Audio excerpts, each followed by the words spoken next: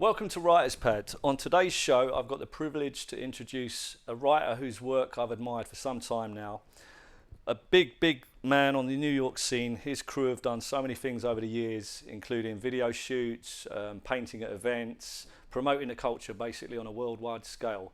So with no further ado, I'd like to introduce a man like Bio, all the way from New York City, representing the mighty TATS CRU. How you doing, B? I'm good, Kilo. What's up, man? Thank you for having me. All good, man. Pleasure to have you here. Thank you for coming along, and hopefully we can get into a little bit of the ins and outs of what motivates you and makes you sort of tick and do the things you do. Because, like I've tried to sort of explain, Bio, for those of you that don't know, and his crew, TATS CRU, you've probably seen loads of their work on various hip hop videos across the years and not even realised it.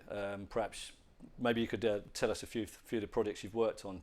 Oh, man, I mean, we've done videos from like Planet Rock, Renegades of Funk, all the way through, current times. I think at this point, we've probably done over like 26, 27 music videos throughout the years.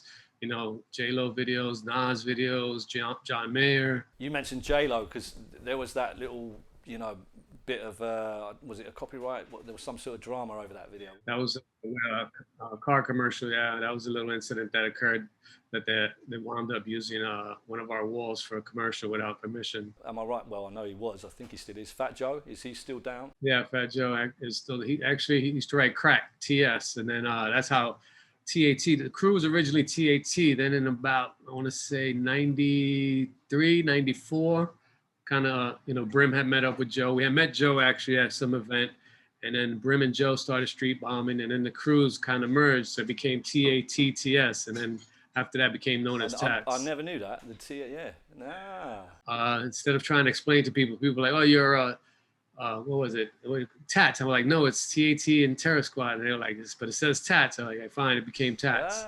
See, there you go. That's an exclusive. And I believe you had another quite well-known rapper as part of the crew. Again, we met KRS in like early '90s as well. He was doing a music video for a Mad Lion, and we just became cool, So he's always consider us, a close friend or whatever. One of the things that I've always liked about your approach to sort of graffiti, especially being New Yorkers, is that you've always seemed to have open arms for people that have been visiting, from wherever they might be coming from, whereas some of the other guys perhaps aren't so welcoming, let's say, for outsiders of the scene, if you like. I think that comes from traveling early and learning, when you're abroad, how important it is to feel welcome and to be somewhere where you're not from and have that, feeling of camaraderie. So, I think where that comes, because, traveling, I remember the first time going to England, we were kids, it was like 85, teenagers, and then coming back and then knowing, someone's feeling that same experience coming into your town. So, you try to make them feel welcome. What was it that brought you over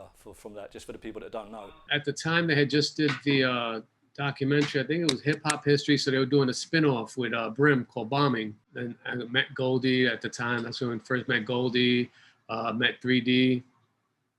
And then I think we came back the following year, probably 86, we did a wall. I forgot what city it was. I'm not sure if it was Birmingham or where it was. Where we did it was Mode 2, myself, Brim, 3D, and Goldie. We did a wall. I think Pride, we used to paint with Mode or something. Did you paint like anywhere else, or was it just like the event? Yeah, I did. I did another piece with Brim. We did this long wall. I'm not sure what the area was called. That's the Westway Play Center, Labatt Grove. I remember it. We did some stuff in around Bristol, that's like throw-ups and stuff like that. We actually did trains out there too. Early on, Brim and I went to the yard. There was a photographer named Gus, and we was like, "Gus, where's the trains parked at?" So he took us, and the crazy shit was there wasn't even a fence. We just kind of went down this hill, and we're in the yard, and we're looking around, and we're like, "Damn, it can't be that easy." Like there wasn't even a fence. And the crazy shit for us was here in New York, we knew what the third rail was because it's covered. When we were in that train yard, there was all these tracks, and we didn't know if any of them were like live, dirt, or whatever. Subway? Was it underground or was that a BR? It was the tube, yeah, whatever, underground. Have you got pictures of that? The only picture that exists of that is Brim's doing like a BM throw up, and I'm crouched down looking down the aisle. That's crazy. That's again and something else I never knew, and I thought I knew a fair bit, but obviously not. It had to be like 85 or something like that. But I'm telling you, there was no fence. We were like, for us, we were like shocked. We're like, this can't be that easy. Like, but we're waiting a few minutes. We're waiting a few minutes. They don't hear anybody. We're like, all right, fuck it, let's start painting. Did you do a trackside at sort of Ladbroke Grove area? I don't know if you know the area, but I think so. Yeah, we did do some trackside pieces as well too. I remember seeing the Bristol, I think it was Brim, Bolligan or something like that bio. Vulcan, it was Vulcan. Yeah. The one thing I've admired about TATS CRU is you've always been quite a solid unit and not kind of like let anybody in. Do you know what I mean? Like you get a lot of crews where it seems to be they're made up of people who don't even know each other. You know, so it's almost like what's the point? Yeah, we've pretty much been the same group from early on. You know, the only additions over the years, which have now been more than like 15 or more years, have been How, Nazem, and Totem. Yeah, the way that you guys have always been very, very solid and very like together, and also your approach to the murals that you do, you know, those big productions. It seems like everyone knows their kind of their place. Yeah, I mean, we've been painting so long together. We kind of capitalize on everyone's strengths, with in terms of like laying out the murals, right? You're good with characters, right? We'll visualize a concept, right? You guys, you take care of this area, I'll take care of this, and we kind of work together. At the end, it just looks, very cohesive because we've just been working so long together. How long sort of have you, the original members been together as a unit? Probably since like early 83, 82. I mean, I met Brim probably like 81, 80, somewhere around there. And Nice and BG, I probably met 82, 83. So we've been around together for a long time. I mean, I started writing in 83, so that's pretty much the whole of my career you've been together. I'm gonna tell you real quick. I was watching this documentary yesterday, right? It's called The Rise of Outlaw Art with Banksy. And there was this thing that happened in Bristol called Operation Anderson or something that so I'm watching this program, and one of the cops has a picture of my piece unfinished in that when I painted with Brim Goldie in 3D, and I'm like, oh shit. that operation, that's what I got busted on that. I was living in a place in the southwest called Exeter at the time, and like it was the biggest anti-graffiti operation in the UK at that time. Even to this time, I don't think there's been anything on as big a scale as that. Crazy. I'm watching it, and I see my picture and the cop holding my photo of the unfinished piece. And I'm like, oh, shit, must have raided somebody's house that had the picture. Yeah, well, this is what I mean. You guys have had that connection with the UK for so long now, and it's kind of like it's been, on and off throughout the years. It's always there, which is something that if it wasn't for you guys, as I've already hyped you already, but yeah.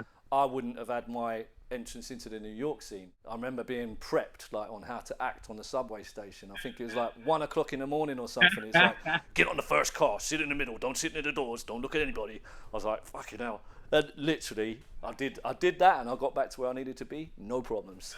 90s were rough, but I think the early days of New York City was really rough, man. Like the subways were like the last 2 cars were fucking the Wild West, it was just insane madness. People drinking, partying, smoking in the back last 2 cars. So if you wanted to stay out of trouble, you stayed away from those last 2 cars. When I came over that first time, which I think was 98, there was I came to obviously see you guys in your office space, and there was a jam happening next door in the actual community centre, and obviously I was still dancing there and still b-boying. So you just said, oh, Kilo, there's like a jam next door, Jazzy Joyce is there, Frosty Freeze and all, and I was like, whoa, like that. And to these guys, it was just like everyday occurrence because they interact with them all the time.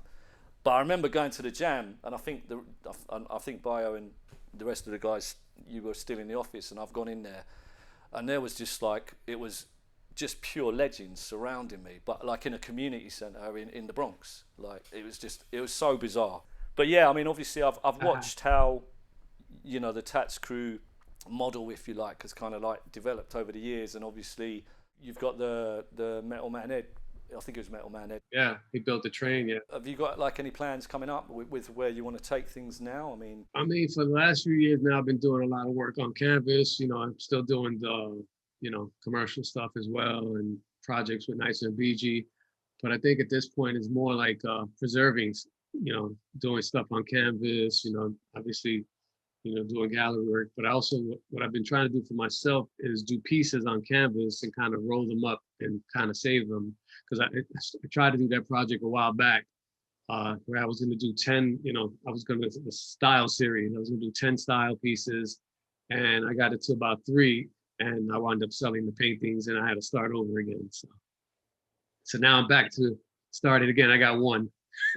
Like some of the New York crews that I've come into contact with or represent or whatever, there's always been quite a lot of emphasis put on you've got to do a certain style to rep that crew, but you guys seem to be outside of that, which I really like that. I like the fact that, you just put yourself into your work. I actually struggled with that for years, thinking like, damn, I don't have a style. Like, I was like, but everybody has a recognizable style. I don't have that.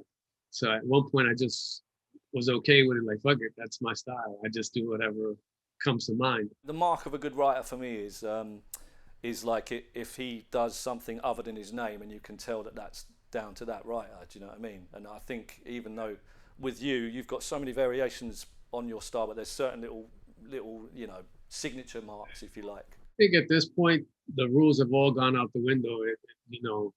It's just, you're free to do whatever you want. I mean, I guess back then it was more no using chalk, no using tape, no using, there's all these restrictions. And then as graffiti evolved, I think all that was thrown out the window, and be like, it's a free fall, go for it. And look where it's gone. It's become crazy. Like the styles, the characters that are being done today, like amazing. I mean, to me, being involved in this so long and seeing how from where it's come to where it's at, and I see some of this new work, and I'm like, damn, this is incredible. It's nice to hear those words coming from someone like your mouth, because obviously you're someone who's got the credentials to know what you're talking about. It's inevitable, everything changes, everything evolves. So either you evolve or you stay stuck in time.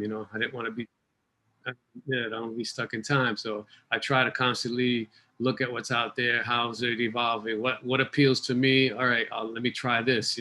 Myself, I used to be quite kind of a bit too purist, if you like. So I used to denounce street art all the time. Wheat pasting, anything that wasn't out of a spray can, to me was just whack, and didn't have a place in. That was definitely the mentality back then. But as you constantly continue to paint, and if you're out there constantly, you're going to realize that, hey, your way of thinking is no longer what is going on today. To do this whole Writers Pad forum was to kind of like try and get words such as you've just said, really, just to show that there's so many different ways that you can take this art form, as long as you understand the origins of it. I think that's the important thing, where we came from.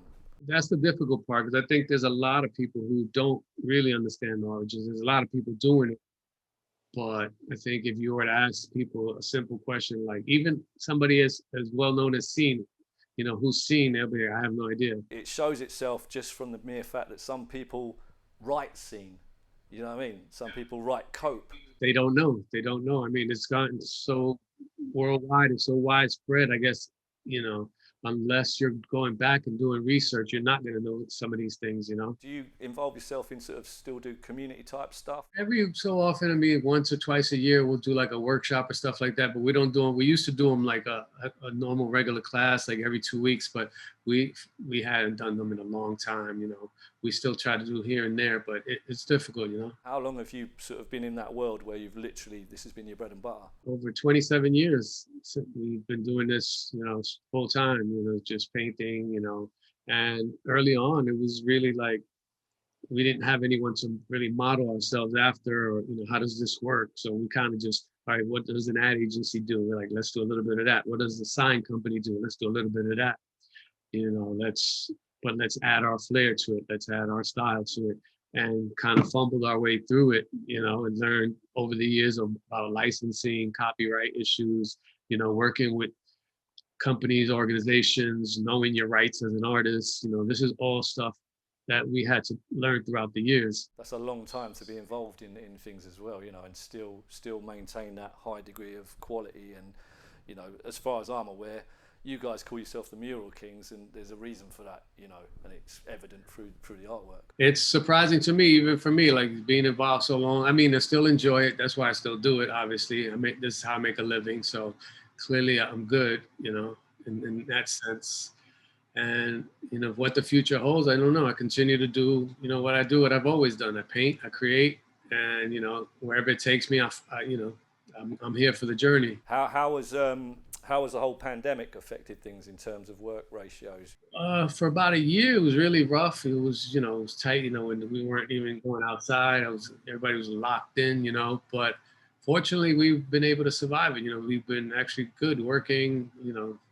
But we started kind of painting again back last year in June, around June, and we've been nonstop since. I mean, obviously, it's not like before you paint whatever and go do stuff. We actually paint and then go back home, because it's still the restrictions are still kind of tight. So we would just go out, do the jobs, and then come back, and then kind of work remotely from home, just going to the office maybe once or twice a week. But slowly it's getting back, to where people are going back out in the streets and enjoying it. But I mean, I think we survived it. If we could survive this, I think we're good. Yeah, it's certainly going to build up like resilience, if you like. I remember like going back to the travelling thing. Obviously, that's something that's been affected for everybody in terms of the pandemic. But another memory I've got is I went on holiday to Morocco for like I can't remember what year it was. I didn't see your artwork, but I think it was like 6 months later you guys were invited over there for whatever the cultural event. Yeah, yeah. The first time we went to Morocco, we went to this town called Azemmour. We did a show in Casablanca in some gallery, and then we went to this town called Azemmour, which was like an hour and a half from Casablanca, and we were kind of given free range to paint within the Medina, the old city. Like they were like, any wall that's painted white, it's fair game. Who was there that time? It was Bates, Kuka, Seat, um, me, BG. There was Deceptor from, I think, Lima, Peru. There was a few artists there from around the world. It was crazy. It was like, here's 2,000-3,000 cans, Wow. free reign, go. Whatever wall you see, go. Yeah. And we would just spend the days walking through the city. I like this wall. I'm gonna do something here. I like. What paint did you have for that? Because the paint presumably wasn't all that good over there. It was good paint. It was good paint. I don't Did they remember. ship it in or? But yeah, they shipped it in. It was good paint. We had good paint, and we had unlimited paint really. And I remember Bass got into it with some kids because they took like a can, like local little kids ran off with like a can or two, and Bates is like complaining, and I'm like, dude, what do you care? We got thousands of cans. It's no biggie. Paint, yeah, paint's like gold. But no, that was pretty crazy. I mean, do those sort of things do they come about like via?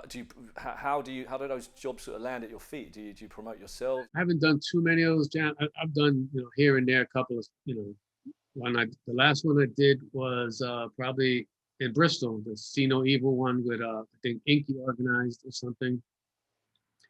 But they're cool. I've done them throughout the years in different countries and stuff like that. They'll contact us and fly you out, whatever, and come out, paint. Depending on what you're doing. If you can do it, you do it. I've gone to Bogota, and each city, just like each city, each country brings their own stories and their own. You learn. It's always interesting to go meet new cultures, different people, and experience it all through art. That's one of the things that I've always loved about graffiti is the way that it kind of like gives you a green light almost to meet other people. Like the closest sort of way that I could probably compare it to is like a biker gang or the mafia. I know that sounds a bit weird, but like like it's kind of like when I came to New York that first time. It's like Nozem and Howe met those dudes. They probably spoke to one of you dudes and said, I've got this guy coming over, he's okay, and it kind of just went from there, which is mad, Yeah, really, when you think of it. I've met people. I've traveled to different countries, and then they'll be like, "Yo, when you get there, contact my boy. This is his name." And when you get to there, you're like somebody you don't even know, Yeah. but he paints. So you hit it off. Hey, let's go paint. That's that link right there. Nozem and Howe, I hooked them up with a friend of mine, and I think that they they painted steel. I think they painted an underground. I'm not sure, like a tube train. But I remember the night I drove them to meet the person, you know, who was in contact with the way. And my car, like on the way there, we were over Stratford Way, East London, and my exhaust fell off my car. Like literally just fell off. And this is like we're trying to be all covert to get to the yard, you know, and I'm like dragging my exhaust along. We did an event. Uh, shit. It was, I think, with a guy named Such. Oh yeah, that would be Sheffield. Did you meet him like when he came to New York all those years ago, or? I have no idea. I have no. I mean, it's so many people, so many years. I don't like. I know people. Like, where did you guys meet? I'm like, I have no idea. I just know I know him for years. Another one of your guys, Raz. You know, when I used to, like back in the days when I started out, I used the name Raz. And I was at this event in Bridlington, and I met Vulcan. Obviously, Vulcan, big dude with dreads and stuff, quite intimidating to look at. And I said, "Oh, can you sign my black book for me?" You know, like, and he said, "Yeah, who should I sign it for?" And I was like, "Oh, can you put Raz?" I've still got it. He wrote.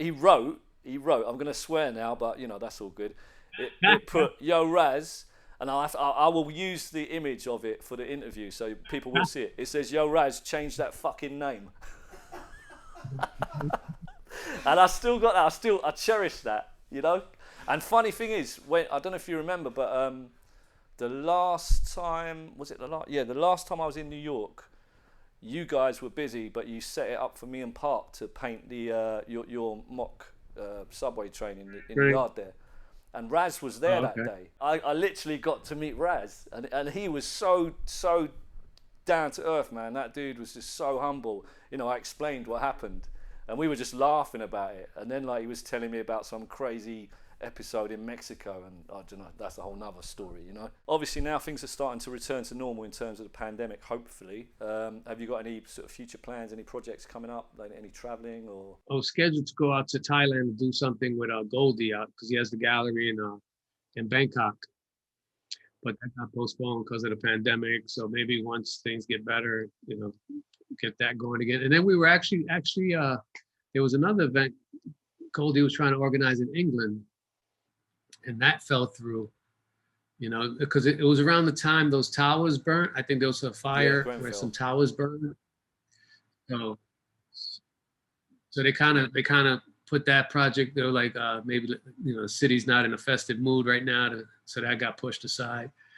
But as far as any immediate travel plans, I mean, maybe just vacation with my wife and stuff like that once, you know, we get going again. What about the Hall of Fame? Do you guys still do your thing there? We painted it maybe 2 years ago. We still do it, but it's been about 2 years since the last time it's been changed. But it's probably about 2 years now, yeah.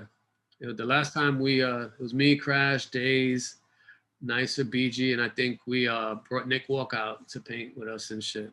Oh, yeah. And the other thing that I remember significant from TATS CRU was the tribute memorial jam pieces you used to do for Big Pun. I mean, I assume that still happens, or? Actually, we just did one recently out in Yonkers. They wanted us to do, some guy in some store wanted one for DMX. I mean, we still do the memorial walls, you know, for occasionally from different people in the neighborhood here and there. You know, they're not as frequent as before, which is fine by me, you know. Again, when I was coming up, if you like, one of the things that I was drawn to was there was I've still got it somewhere. There was a book which was all about memorial walls. R.I.P. NYC or something like that. And you guys have got a few pieces in there, and it was, for me, it was kind of like, wow, you know, like, because I'm so used to seeing letters and maybe a cartoon character and a little, you know, sky sort of scene or whatever, but to see these like high quality sort of community murals, the unfortunate thing was obviously they're for people that have passed away. But I mean, in the 90s, it was really going crazy. Like, you know, it was something, the memorial walls kind of just popped up on their own. It was kind of a thing that developed over time. And we did one time, how they started for us was we were painting a paddle handball court. I don't know if you guys know what that is, a paddle where you play, you know, the ball against the wall.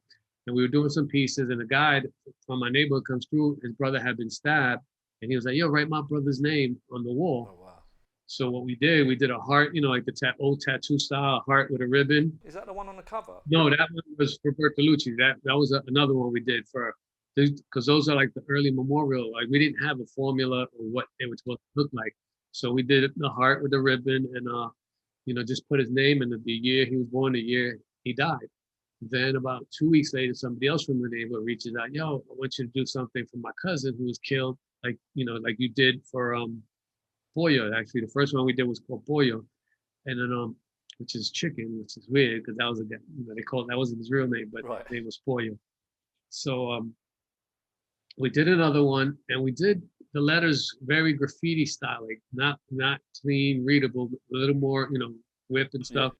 But as that happened, as we started doing people more of those, people started reaching out to us, and we started kind of develop a template of how the memorial wall should look.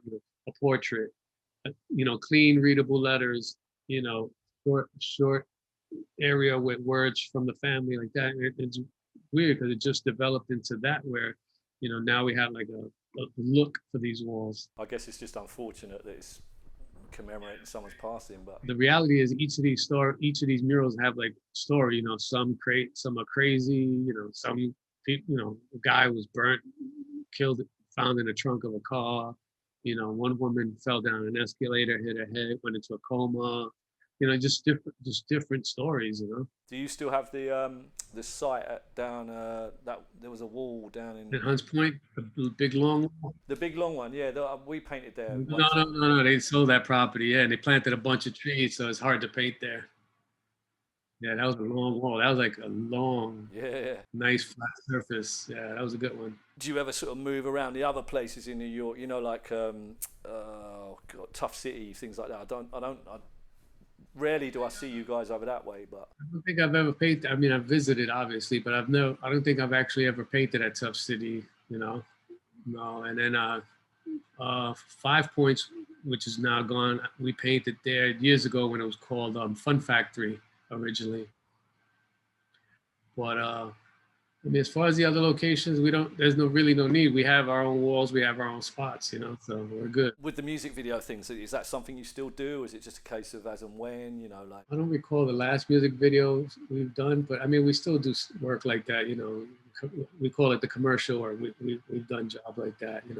Right now I'm doing a project with Joe that I've been working on, so I got to get him some artwork and stuff like that. But it is what it is. Each day, takes you down a different street. So today it'll be one thing, tomorrow it'll be something else. It's just the nature of the game. do you still move in the hip hop circles, or I know we're all a bit older now, but More so now. I mean, not so much, hip hop jams or events like that.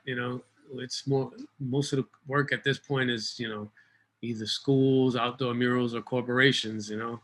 There's not too many jams, so to speak, like that kind of happen out here that way. if you were to be able to give any sort of words of wisdom to an up and coming writer, someone who's perhaps not knowledgeable and trying to find their way through this minefield, what would you say to them? Run, run, no, Get out, go, you fool. run. No, I mean, realistically, the only thing I can say is just, believe in yourself, because nobody, in the beginning, nobody's gonna be on board with you. You're gonna have to carry your weight and do what you need to do. And then you'll find at the point where you're doing good, where you don't need anyone, that's when everybody wants to come on board and help. So you navigate those waters alone in the beginning, but you have to believe in yourself. You have to know that this is what you want to do, and know that every day is not going to be glorious. Every day is not going to be a payday. As an artist, your future is not guaranteed. You need to put in that work 110% if you're going to make it. How long would you say, going on that, like the transition for you guys as a crew actually starting to earn something you can live off, how long would you say that probably took? That took a lifetime. It took us a lifetime to get here. It wasn't built in a day. It's the reality. You're going to have good moments where you think everything is good, and when you're riding high, all of a sudden the next day those phones don't ring, and you find yourself like, okay, what do we do now? So you learn to navigate as an artist. You live a different life as someone who works a regular 9 to 5 job or so. It doesn't, every Friday or every other Friday is not a payday. It doesn't work that way. And you learn to manage, as when things are good, you put away. When you know, the tide goes out, you kind of able to walk on land when there's no water. I think what a lot of people want instant gratification. They want instant, you know, but it doesn't work that way. You know, you really have to put in the work, build your reputation, and get to a point where people respect your art and you know they know where to go to. You know, Do you sort of, do you keep an eye on the global scene, or is it just something that's just too much?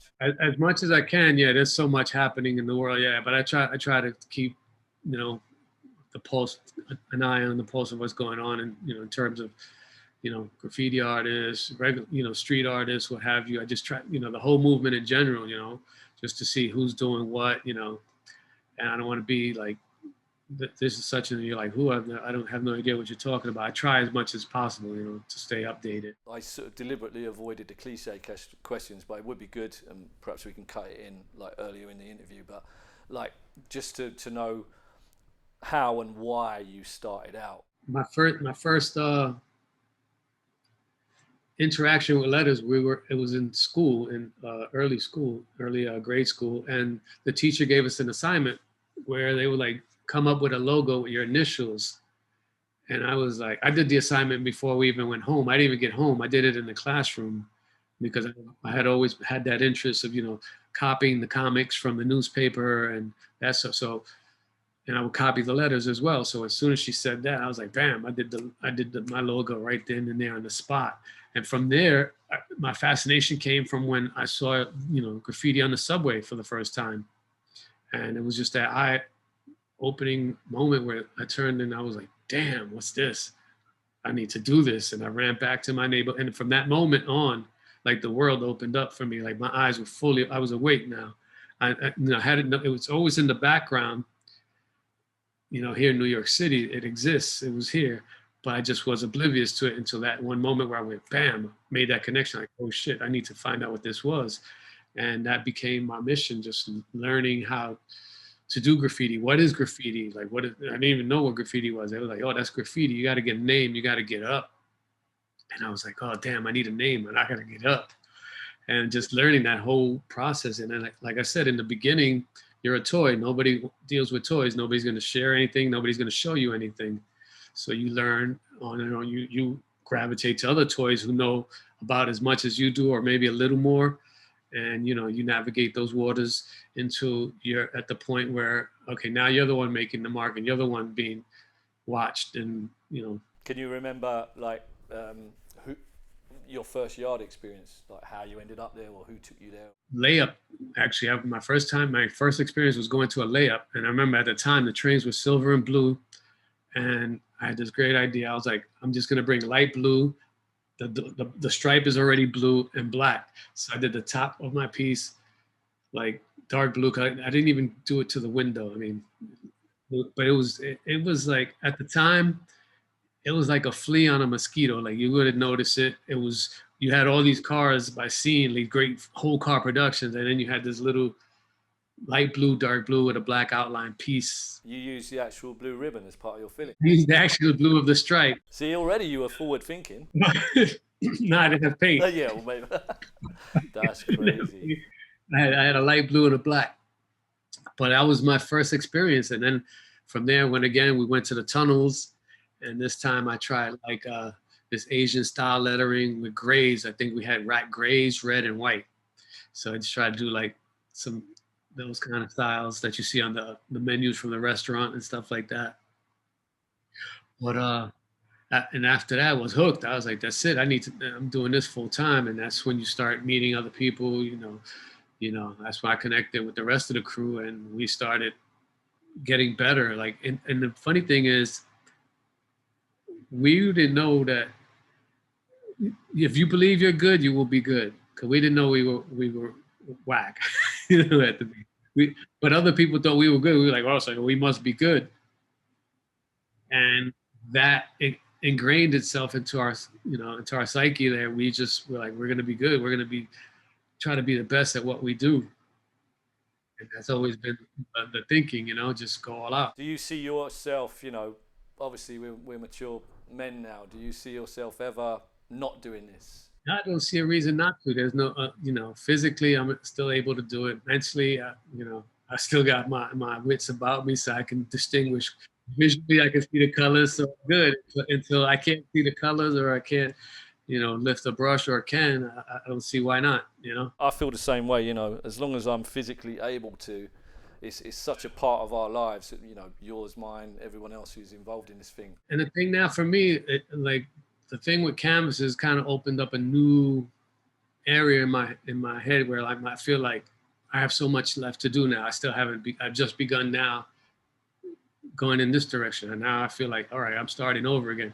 I have this whole 40, almost 40 somewhat year career of doing this, but now I found something else that interests me, and I'm moving forward with that, and I still continue doing everything else. It's just something new to do. It brings that new breath of life into you. How do you find the transition from a large mural to work? Because I kind of I find it quite hard to get my stuff. To be honest, it took me several years to find the direction, like, or something that I felt comfortable with. I tried different ideas, different, just playing around. And I think the more you do it, it becomes more natural to you, and you find that, all right, you find your comfort level. And so I think I'm now getting comfortable to the point where I'm okay, working with canvases as easy as I am working on a wall or a mural. Yeah, I mean, they certainly come across like that, and you can always see elements of your like larger scale artwork within the canvases. Sometimes I try to merge the two worlds, like, kind of like the colors, the style, the graphics and stuff. Like, if you notice, I don't know if you can see the canvases behind. Like, I try to incorporate like what the inside of a piece would look like. I can relate to that because I struggle. I'm not going to lie. I find it hard to like get my head around the fact that if I use tape, stencil, mask, or whatever, it's going to be a hell of a lot easier. I'm still trying to do it all, and I haven't got the skills or technique to do that. But like, I do like the way you put that kind of fill-in elements within your artwork. For me, it has to be something that I'm comfortable with, something that I can relate to. And for me, I love colors. I love that pop. I love that energy that, I got from the graffiti. Like when you see a piece and it just fucking pops. So I want my work on canvas to do the same thing. If it's not going to pop, I'm not happy with it. Bio, TATS CRU, if you don't know about these guys, you really do need to do some research and find out about their history. There's a wealth of information out there online. We'll make sure that we get the relevant links from bio, so we'll have the social media and whatnot, so you can keep in touch and find out examples of the sort of work that the TATS CRU have been doing and are doing.